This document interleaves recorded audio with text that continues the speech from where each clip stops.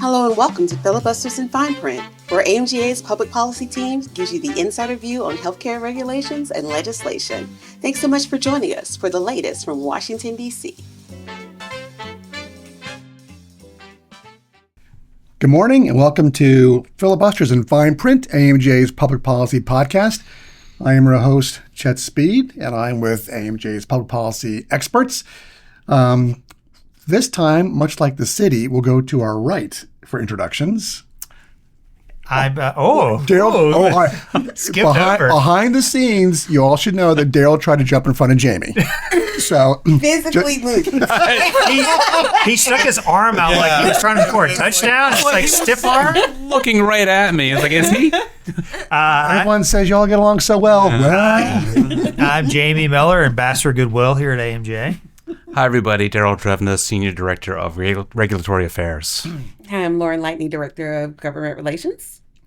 Alicia Sawyer, Government Relations Assistant. I'm glad I'm next to Alicia, not Daryl. Yeah. All right. Well, hope you're all having a good day. We have, so as many as you, for all our listeners, as you all know, Daryl does give us outlines about what to talk about.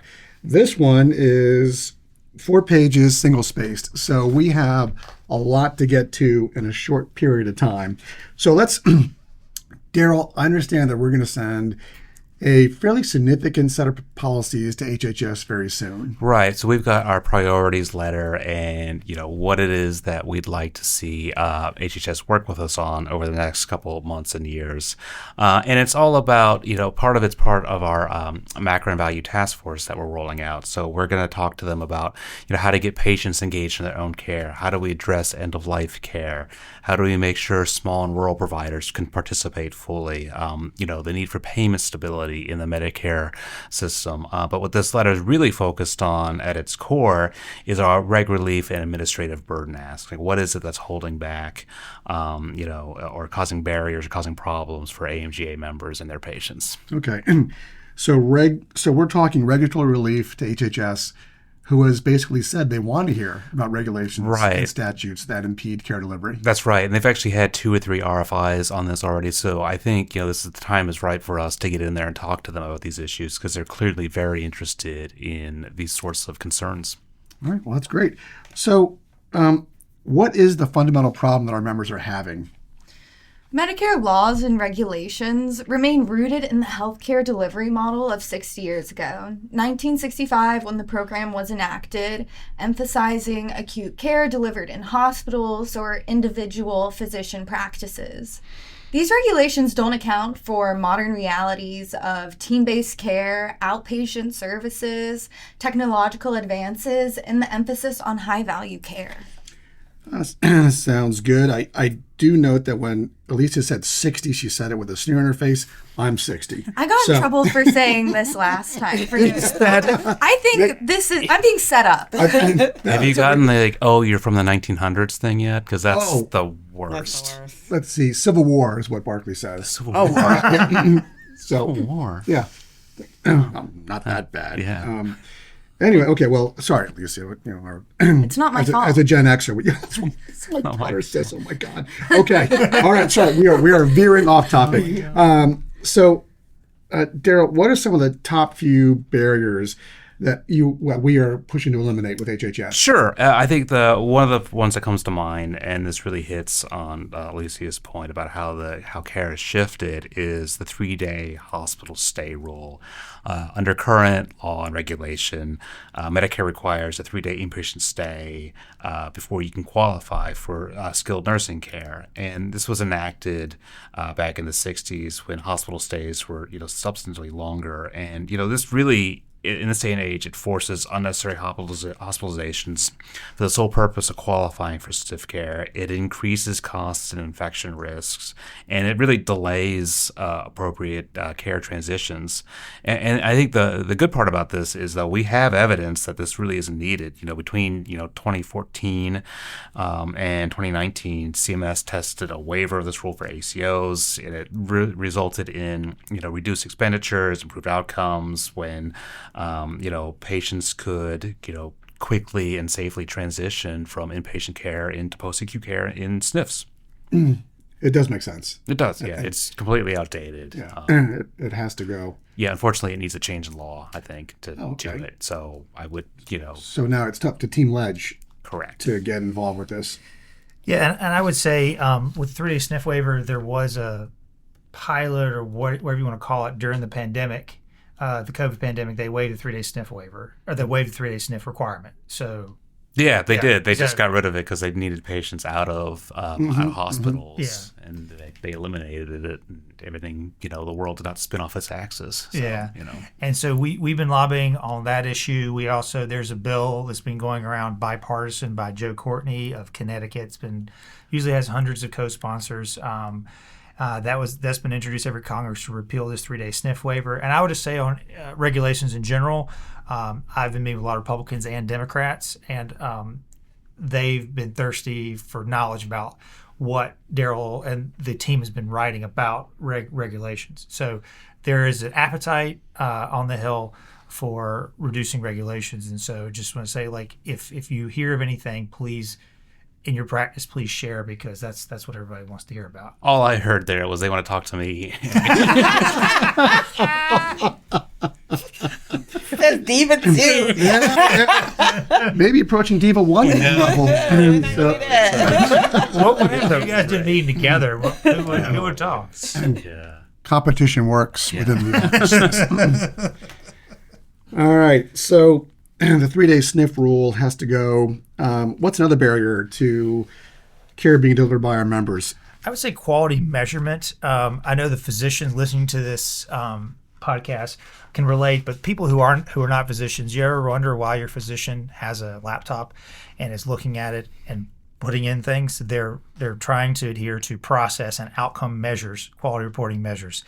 Actually, according to Health Affairs, it's a $15.4 billion problem. Physicians are spending that much money on quality measure reporting, and that breaks down to 785 hours per physician per year, the equivalent of nearly 20 full-time work weeks not spent on patient care. And so if you're a physician, you're reporting to Merit-Based Incentive Payment Program, MSSP, Medicare Advantage star ratings, promoting interoperability requirements. So there's a lot of different, and that's, also with commercial payers as well. So there's a lot of different ways for the physician to focus on that instead of actually having the opportunity to focus on the patient care. I do recall one of our members saying that they, as a organization, submitted over 500 quality measures to state, federal, and local commercial payers, which is just outrageous. And obviously the IT time and the IT staff needed for that kind of work does take away from obviously direct patient care. So a lot of measurements going on, but what's wrong with the current quality measures? The problem is that there are too many measures to focus on. Whether a checkbox was ticked rather than whether the patient actually got better is sort of what it becomes. Did the provider document something? Yes. Did the patient's health improve?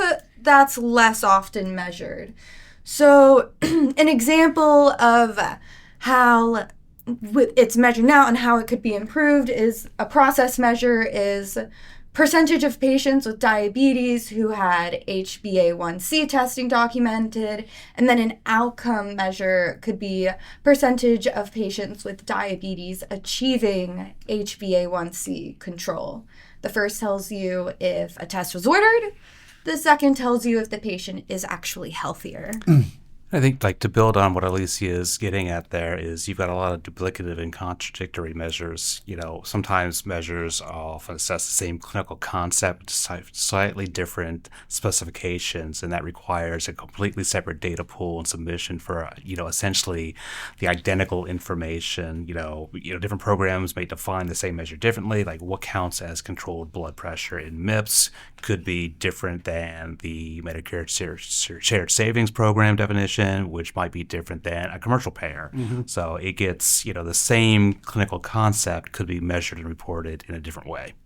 There's also measures that don't reflect clinical workflow. There's a documentation trap. Many of your ECQMs require data elements that aren't a part of the natural clinical workflows, leading to excessive manual entry, workarounds, or just gaming the system to satisfy reporting requirements, misalignment between clinical practice and reporting expectations.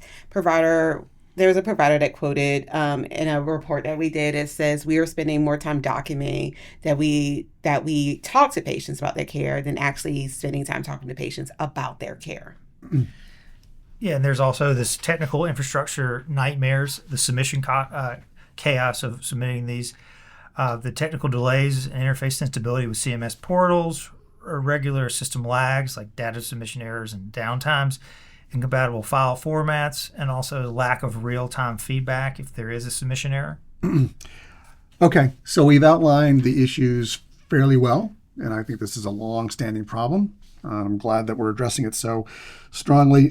What is AMGA's solution? Yeah, fortunately, we did a lot of work in this area a couple of years ago, and we've been going back to it, reiterating the importance here. And we've got this value measure set, and it's a set of 14 measures that are carefully selected that address the flaws in the current system, but are based around a few core principles or ideals. They've got to be, outcome-focused, evidence-based, minimal burden, actionable. Can providers actually do something about this to improve care, and standardized? And that if you do that, you've got this list of 14. It's going to really reduce that burden and cost associated with what I think I've heard you dub like the measurement industrial complex. So we can strike against that. And here's this set that will capture the information that we want to help improve and drive quality without it becoming just a check the box exercise. Okay, and in all fairness, CMS has done some work in this area. Is that right? Oh yeah, CMS has. Sorry, you were looking at Daryl, and I was like, me? I was also in your way at the mic. And we only have 4 mics for 5 of us. We're waiting for a 5th, but it hasn't come through yet.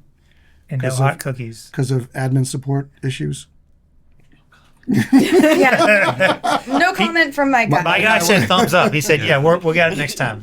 They're working on it. And the cameras too, right? Working on that too. Work in progress.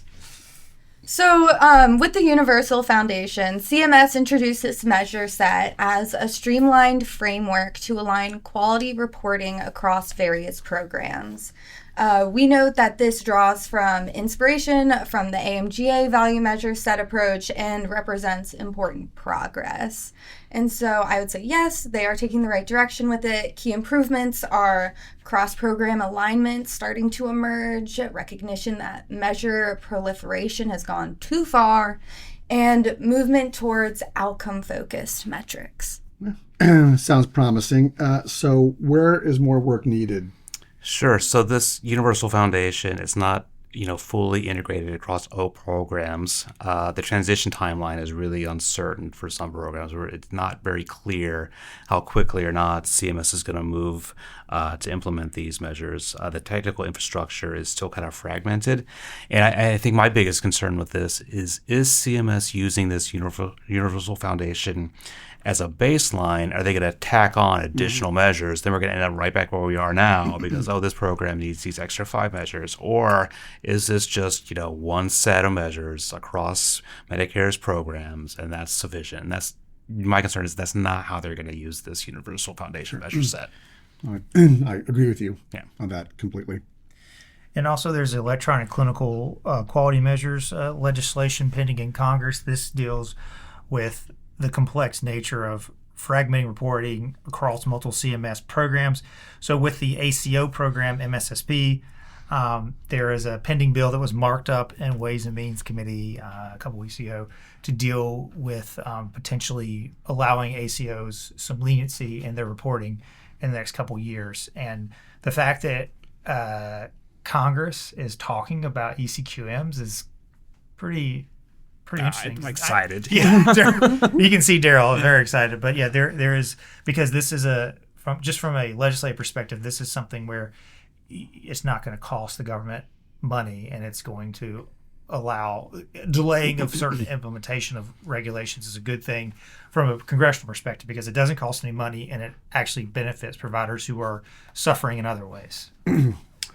All right, so we've hit on the 3-day SNF rule. We talked about the quality measure, industrial complex.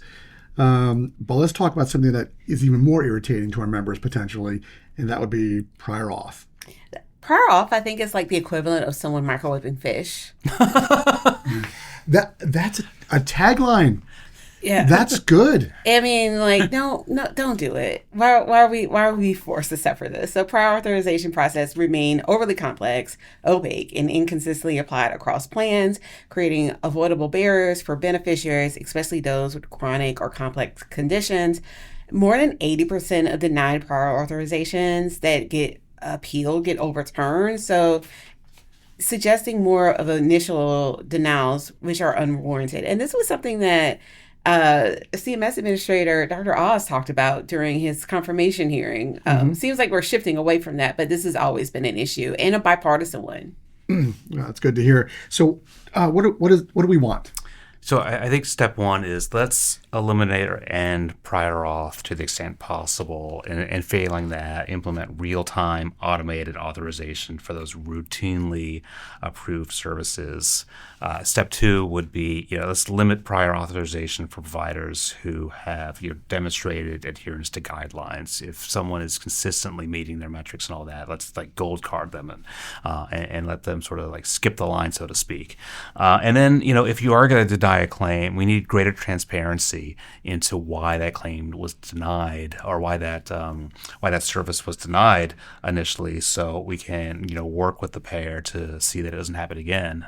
If there's some sort of a hiccup or some sort of issue, AMJ members want to know what that is, and I think they're more than willing to have a conversation with the payer at issue, whether it's Medicare Advantage or not, to figure out what that problem might be, so it doesn't keep happening. That's fair enough. All right, we're at almost 17 minutes, but I think we got room for one more regulation that we would like to see eliminated. Jamie, got some thoughts on that?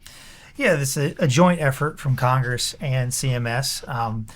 The telehealth geographic and originating site restrictions, if the government is still shut down when this is published, telehealth is not being paid for by Medicare. Medicare traditionally covered telehealth only if the patient was in an approved originating site in certain rural areas. That was pre-pandemic. The patient's home wasn't included, and so they required patients to travel long distances to these physician offices and clinics. And as I mentioned, this telehealth waiver is expired, but maybe when this comes, but what's problematic is I've been talking to health staff and our leaders that we AMJ members can't plan 3 weeks. They need a year. They need 10 years of permanent extension of telehealth, because when I was on the Hill, and I know you all, when you were on the Hill, like you had people complaining about tax policy. Like, I don't know what to do next year with my retained earnings because I don't know what the tax is going to be. Like, we don't know what we're going to do tomorrow with telehealth. And so we really need more longevity.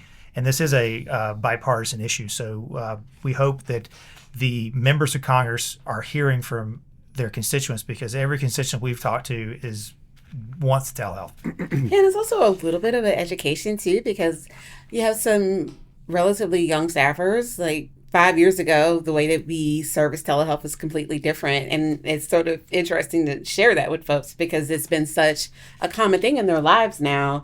And so I've been telling the story about Dr. Eric Wallace. He did a testimony about how in rural Alabama, they have telehealth-enabled dialysis consultations that happen in 1 hour versus 8 to 12 hours with an ambulance transport, keeping ambulances available for other emergencies. I don't think people really understand that. Like, you have to be housed. So how do we continue to make sure that people have access to things that they're used to now? All right, fantastic. That was actually great testimony. Yeah. I'll call that. It's the best. AMJ is best when it works with its members. Yes. And Dr. Wallace is outstanding. All right, let's conclude this podcast, and let's go to Me. Yes, I'm here to wrap this up. No, it's really, really exciting. We've got an opportunity here with, the work we're doing with HHS, their appetite for regulatory relief, what's going on Capitol Hill, to really bring Medicare statute and regulations out of the 60s and, make sure that the rules and requirements reflect, the evolution of care delivery and how, new care settings, interoperability, payment models have evolved since that time. So, we're not going in there to push for deregulation just for the sake of deregulation. It's all about removing those outdated barriers that prevent, AMGA members and clinicians from delivering, the best, highest quality care they possibly can, regardless of setting. I like it. Yeah. Yeah, that's really well done. I know, he says. Any final comments from anybody else? I think Daryl nailed it. What's that? I think Daryl nailed it. Okay.